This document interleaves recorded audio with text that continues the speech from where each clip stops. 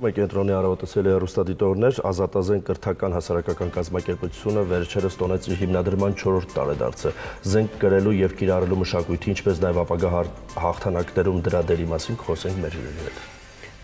Ազատազեն կրթական հասարակական կազմակերպության գործադիր տնօրեն Նաղաշ Բաղդասարյան և Ազատազեն կրթական ՀԿ-ի համահիմնադիր Իշխան Գևորգյան։ Բարի լույս։ Բարև ձեզ։ Շնորհավորում ենք մեզ կապակցությամբ։ Մեզ մոտ եռատոն է, դուրսը չգիտեմ ինչա, մեզ մոտ եռատոն է։ Ո՞նց եք առաջ նշում այս օրը։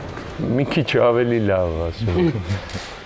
Որպեսզի այդ տոները վերադարձնեն իրանց իմաստը կամ վերաիմաստավորվեն, տարբեր բաներ կա անելու, բայց մեկը աշխատանքն է, որը պարզ է ու անհատի մակարդակից հենց կարևորը արվի, հաղթանակը պատրաստություն է սիրում։ Միայն դրանով չի բավարարվում, բայց այսօր ու Ազատազենով խոսենք միայն դրանից, մենք հենց նրա համար ենք, որ այդ հաղթանակներին պատրաստվելու տեղ լինի հայ մարդու համար։ Մինչև 20 թվականը քաղաքացիական մասով բաց խնդիր կար այդ մասով, պատերազմից վերադառնալով որոշեցինք, որ այդ բացը փակենք, փակելով գալիս ենք։ Բայց գալիս եք փակելով։ Դե մենք բուտան քայլերով ենք գալի։ Մի ուղղությամբ, բայց բնականաբար ոնց որ մայիսի 9-ի եռատոնը, քառատոնը վերականգնելու համար մի ուղղությունը հերիք չի, զարգացման համար։ Մայիսի 9-ը վկայում է հայ ժողովրդի կարողության մասին, համընդհանուր կարողության մասին, այստեղ շատ կարևոր է ոնց որ հասկանալ, որ քանի որ մի անգամ տեղի է ունեցել օրինակ Շուշիի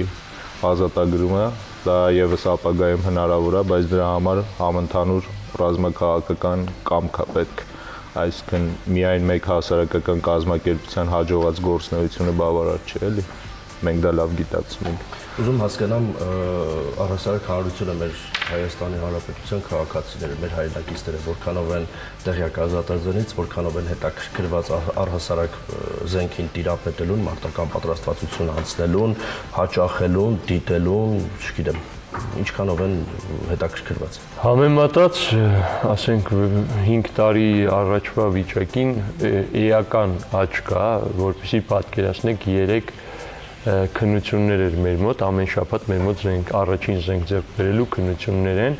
էլի մոտ 30 անց հանձնեց իր քննությունը ու հեսա մյուս թղթերը հավաքելով ձեռք կբերի զենք։ Ամեն 5 շաբթի մոտ այդքան մարդ գալիս է քննության, մարզում են ընտանիքներով, թիմերով, ընկերներով, մարտական ընկերներով, լինում են դեպքեր, որ մեր 18 կրակակետերը չեն բավականացնում, ոնց որ բավականին աճ կա, բայց մյուս կողմից էլ մի մեծ զանգված մարդկանց կա, որ ընդհանրապես տեղյակ չեն այդ ամեն ինչի մասին, ինչն էլ մեր բացն է ու նաև ձեր օգնությամբ պետք է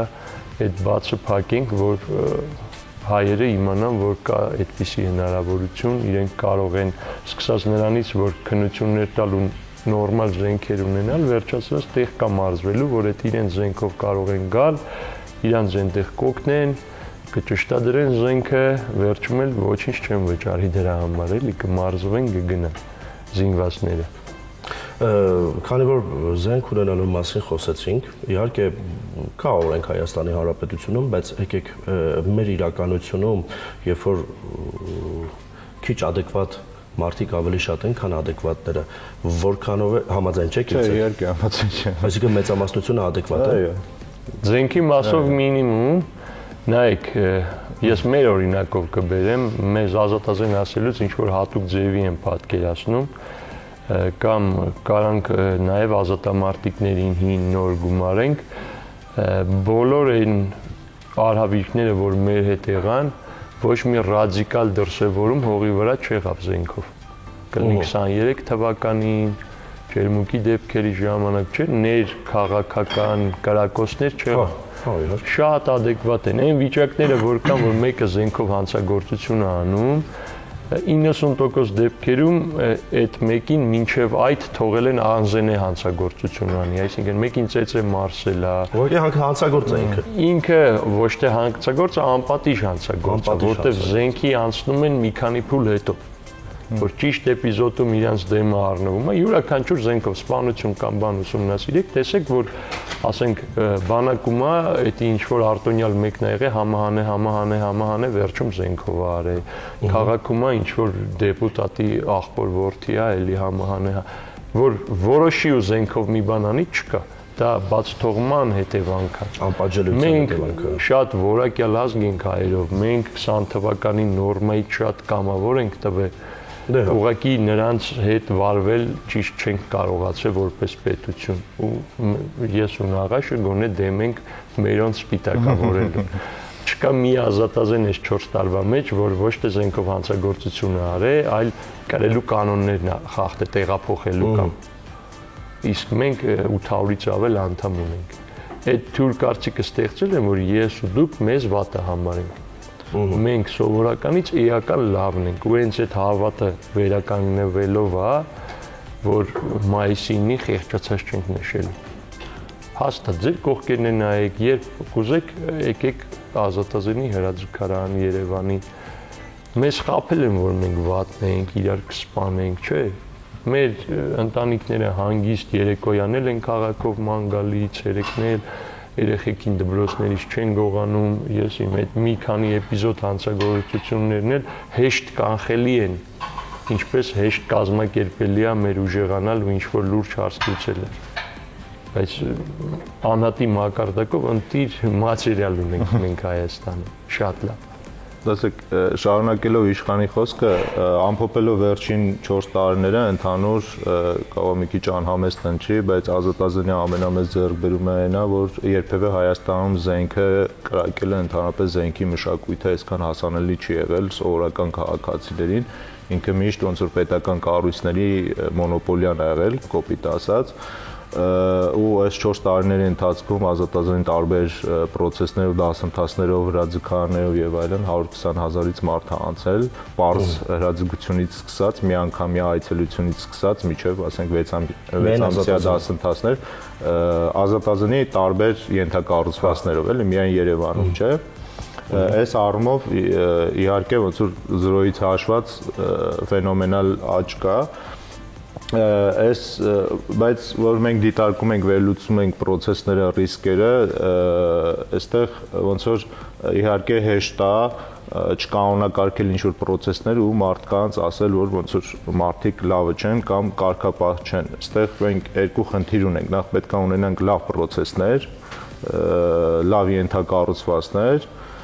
եւ մարդիկ այդ process-ներով պետքա կանոնակարգված անցնեն, որպեսզի ապագա խնդիրներից խուսափենք։ Այսինքն ինքը նույն մեքենա վարելու նման է։ Եթե մենք չունենք նորմալ ենթակառուցվածքներ, Երևանի ճանապարհները այս վիճակում է, շատ դժվար է Երևանում կարգապահ վարորդ լինել, նույնիսկ իմ համար, որ ես փորձում եմ շատ կարգապահ լինեմ, բայց հաճախ անհնար է։ Ուղղակի անհնար է, որովհետև ենթակառուցվածքը դրան չի ծառայում։ Հիմա նույնն էլ զենքի մշակույթի առումով է, որ ոնց որ մենք մեր առաքելությունը իրականացնելու համար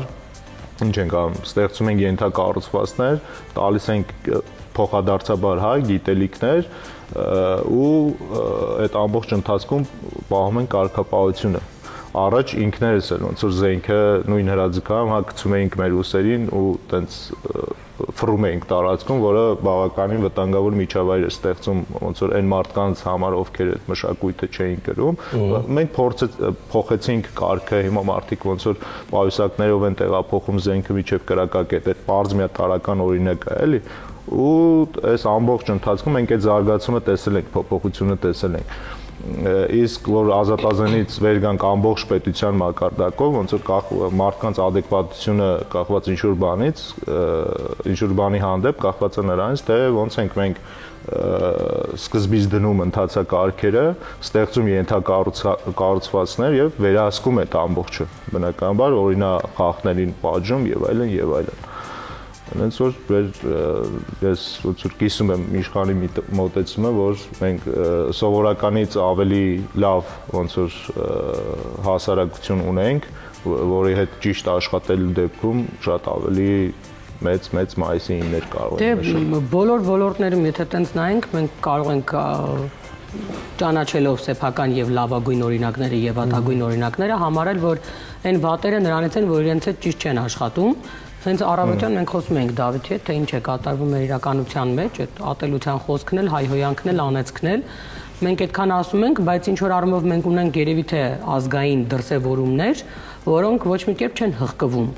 Թե չէ որ հայազգը լավն է, դրա մասին ոչ մի խոսք եւ մեզ վրա միշտ բարկանում էր Գինոսյանը, երբ մենք վատ բան ենք ասում, բայց իրականում չենք կարող այն այդ հորետես չլինենք, ինչպես ասում են, մենք շատ լավ հասկանում ենք, որ երբ կա այն մասան, որը ոչ մի կերպ չի գալիս, ոչ սիրելու դաշտ, ոչ գոնե լռելու դաշտ, որ եթե չի հասկանում, այսինքն ինքը ամենտեղ փորձում է գոնե տենց հոխորտալ, մենք ունենում ենք շատ վատ պատկեր, հատկապես մեր երիտասարդության մեջ, որովհետև իրենք սկսում են օրինակ այդ պատկերացումներ ունենալ, որ հայի որակ այդքան էլ լավը չի։ Եվ իրեն չես կարող հակառակը ապացուցել, որովհետև ինքը կարող է քեզ փաստերով ներկայացնել ինչի է այդպես։ Եվ կա մի ուրիշ սերունդ, դե փորձում ենք։ Հիմա մենք ամեն անգամ այդ մասին խոսում ենք, մեր ամեն մեկս մեր հերթին, մեր երեխային փորձում ենք դա անել։ Ես հիմա չգիտեմ ինչ թվերով կարելի է, այսպես ասած, պատկերը պատկերացնել, որովհետև այդ ամենը պետք է համեմատության մեջ տեսնել, բայց որ մեծ մասամբ մենք հիմա իրականում ունենք ատելության եւ իրար չհանդուրժելու եւ հայհոյելու շատ լուրջ տարիներ, այդ փաստ է։ Մենք այն ժամանակ էլ էինք ապրում, այսօր էլ ենք ապրում եւ մենք ակնհայտ տեսնում ենք ժամանակին ինչ էր կատարվում համացանցում, ինչին էր ծառայում, այսօր ինչին է ծառայում։ Իսկ ինչ վերաբերում է ինֆորմացիային, թե որտեղ հազար ու մի մարդ է այստեղ հյուր լինում ամենատարբեր ոլորտներից, ովքեր ամեն մեկը իր հերթին ինչ որ բան է անում, ինչ որ մի իրականություն փոխելու համար։ Հիմա մենք մշակույթ, ինչ ասեմ, կրթություն, այս դեպքում այս ոլորտին ինչ կարելի է համարել։ Կրթությունը մեր կրթական գազམ-ը իրականում հա, գուցե, բայց անհատներ կան, որոնք փորձում են այդ իրականությունը փոխել։ Լավ է, որ դուք տես դրական պատկերացումներ ունեք, բայց ասում եմ, ես կուզենայի իրական պատկերը շատ ավելի մասշտաբային մեծ լիներ, քան կա։ Իրական պատկերի հետ մեկը ես լրիվ համաձայն եմ, բայց դա նրանից չէ, որ մենք վատն ենք, այլ հենց այդ կազմակերպման խնդրի մեջ է։ Հիմա Ազատազենը կարակ մի փոքրիկ Հայաստան համարեք, այդ ամբողջ մարդիկ եղել են, չի եղել մի հատ ապտակի էպիզոդ 4 տարում։ Այդ ձեր ասած վատ մարդիկ, ովքեր այստեղ ապրում համահանում են, ինչ որ տարբերակով, Մեքսիկայով, գրին քարտով հասնում են Ամերիկա, սկսում են 12 ժամ խելոք աշխատել։ Ինձնից ձեզնից լավ, ռեալ ավելի ջանասիրաբար, քան թե աշխատում ենք մենք կամ դուք։ Վատերին էլ տարբերակ կա կիրառել։ Օրինակ Ռուսաստանը ամենավատերին, որ մարդ ուտելու համար նստած էին բան, կիրառեց բանը։ Սահմանի վրա պատերազմը։ Սահմանին չեն, քաղաքը Բախմուտը հետ բերելու համար։ Հենց կազմակերպման լեվելի խնդիրները, որ մենք ունենք տեղային, թե չէ, ամեն ինչ ընտիր է։ Եթե ճիշտ կազմակերպի, լրիվ ուրիշ արդյունք կլինի։ Փոքր տարբերակներով մենք արել ենք, օրինակ 4 տարի ոչ մի վիրավոր չունենալը լուրջ հերոսություն է այն դեպքում, երբ որ ամեն օր երթևեկության մեջ մեկը մահանում է։ Մենք դրանով հպարտանում ենք ու դողում ենք դրա վրա, որ կարողանանք մյուս տարի գանք ձեր մոտ, ասենք 5 տարի է, ով եկել է, բոլորը ողջ հետ են գնացել, էլի։ Դա շատ դժվար է։ Բայց մենք մեր օրինակով ցույց ենք տալի կարելի է, դա հերիք չի։ Ազատազենի հետ մեկ-մեկ մարդիկ սինույցեր են կապում, որ ոնց որ երկրի մասշտաբի փոփոխություններ պիտի մտցնի, կարող է Ազատազենի անդամները մի օր դա անեն, բայց Ազատազեն կառույցը իր տարածքից դուրս չի կարա գա էլի ու իր միսիայից։ Հերիք չի դա, բայց դա կարևոր է ու պետք է արվի։ Ինչը անհրաժեշտ դրա մասին էլ պետք է մտածենք առանց թողելու Ազատազենի զարգացում։ Ինձ հետաքրքիր է պետությունը Ազատազենի հետ կամ Ազատազենը պետության հետ խնդիր ունի։ Ազատազենը պետության հետ խնդիր չունի, Ազատազենը գործում է օրենքներին համաձայն։ Խնդիր առանձնապես այդ տեսանկյունից չեմ կարծում, որ պետությունն էլ ունի, միևնույնն է, ոնց որ Ազատազենի գործունեությունը նպաստում է պետության զարգացմանը եւ փակվում է այն բացերը, որ պետությունը կամ պետական որոշ կառույցներ չեն անում։ Իրականում եթե պետական բոլոր ինստիտուտները իդեալական աշխատեին, Ազատազենը այսօր գոյություն չէր ունենա եւ մենք ուրիշ գործերով կզբաղվեինք։ Ազատազրկի խնդիր չունի, նաև համագործակցում ենք որոշ պետական կառույցների հետ, օրինակ ներքին գործերի նախարարության հետ անցկացնում ենք զենքի առաջին զենքի ձեռքբերման քննությունը, տարբեր ուժային կառույցներ գալիս են մեր ենթակառուցվածքից օգտվում են, մենք խնդիր չունենք, այստեղ ուղղակի ինքը ավելի շատ փիլիսոփայական խնդիր է, պետական կառավարման տեսանկյունից եւ ազատազրկի տեսանկյունից մենք ուղղակի անվտանգային այլ փիլիսոփայություն ունենք, պետությունը այլ, ոնց որ երկու կողմի խնդիրն է ու միայն ազատազրկը չէ, էլի բոլոր ռազմամարզական կազմակերպությունների հետ, ոնց որ երկու կողմի խնդիրն է այդ սուր անկյուրները տաշել, անհասկանալ, չհասկացված երևույթները ոնց որ հասկանալի դարձնել ու միասնական ուժերով լուծել ընդհանուր խնդիրները։ Պետությունը հենց մենք ենք այսինքն այս 4 եղբայրը նայողները իսկ այն մարդիկ ովքեր որոշում են կլինի կառավարությունում, ներքին գործերում թե մեկ ուրիշտեղ, այնքան ված չեմ որոշում, որ մենք չլինենք, փաստացի կանք անկախ դատերից, պայքարներից, ինչի համար ասում եմ գոնե այդքանի համար շնորհակալ ենք, բայց հենց այդ մարմինների որոշումից կախված մենք մեկ տարում մեր ներուժիկը հերիքի կարող ենք ամեն մարզում ստեղծել հրաձգարան, ինչը մեր միսիան է, ու զենքով մարզվելը դարձնենք նորմալ, տասնյակ չէ 100,000-ավոր մարդկանց համար։ Կարճ ժամանակ հետո միջին հայը, միջին թշնամի երկրի բնակիչից էական բարձր հրաձգային հմտություններ կունենա, որը երբ պետք լինի կկարանա կիրառի հանուն Հայաստանի Հանրապետության։ Այդ մասով կարանք ասենք, որ խնդիր ունենք, որովհետև այնտեղ մեկը չկա, որ համաձայն է այդ մրգի հետ ու դա արագ անելա պետք։ Ոնց որ կան հողային հարցեր, որը փաստացի կարա լուծվի 10 օրում, լուծվում է 3 տարում։ Մենք մինչև 10 հոգու, ասենք, մարզում ենք քաղաքացիական դիպուկահար, թշնամին ինչ-որ մեծ բրիգադա սարքում։ Տեմպի խնդիր է կա։ Այնքան չեն խանգարում, որ չլինենք, փաստացի երբ ուզեն այդ ոլորտը այնպիսին է, որ համահանելը մի վայրկյան է, էլի։ Ես դրա համար արծում։ Բայց մենք ձեր մոտ ենք այսօր հենց հիմա այնտեղ կրակում են, ասում եմ, կարամ կամերաներով ցույց տամ։ Շնորհակալ ենք դրա համար, բայց ինչը մենք ենք երազում, դրան դեռ շատ կա, ինչն էլ դժվար է լինի գնալու ենք, հեշտ է լինի գնալու ենք, որ շատ խանգարեն, սկսելու ենք մտածել խանգարողի հարցը ոնց լուծենք, էլի առաջ գնանք, տենց 4 տարի գնում ենք, հələ որ հաջողում ենք։ Երևանից դուրս կրակակետեր ունեք, թե Երևանից դուրս այս պահին գործում է միայն Վանաձորի հրաձգարանը, բայց այնտեղ էլի հողի հետ կապված խնդիրներ կա, որ 1 տարի է փորձում ենք լուծել, դեռևս չի լուծվել, հուսով ենք մոտակա ժամանակներս կլուծվի։ Առաջ ոնց որ գտնում ենք հարմար անվտանգ տարածքներ, գնում ենք ու այնտեղ եւ Վայքում եւ Վերին Ոսկեպարում կազմակերպում ենք հրաձգություն տեղի բնակչության համար։ Վերջին ոնց որ Ոսկեպարի հետ կապված դեպքերից հետո որոշեցինք, որ այդպես չենք անում, ոնց որ սկզբից լիցենզավորում ենք տարածքը, ամբողջ օրինական process-ներով անցնում ենք, հետո նոր ոնց որ ասում ենք, որ ունենք հրաձգարան եւ կազմակերպում ենք հրաձգություն։ Փաստացի երկու խնդիր կա, էլի, առաջինը այդ հողի հետ կապված խնդիրն է, որ ամբողջ Հայաստանում դա խնդրեմ է, եւ երկրորդը բանը արդեն լիցենզավորման process-ը, որ բավականին էլի ժամանակատար է, այդ խնդիրները, որ ավելի արագացում են, բոլոր վարձերում կարող ենք ունենալ հրաձգարան։ Ինչ տարածքի մասին է խոսքը, ինչքան պետք է լինի, չգիտեմ, քանի հեկտար պետք է լինի տարածքը։ Այդ ոնց որ սկսում է 40-ը 300 մետր կրակի ուղղությամբ տարածքից մինչև, ասենք, 1500 մետր կրակի ուղղություն,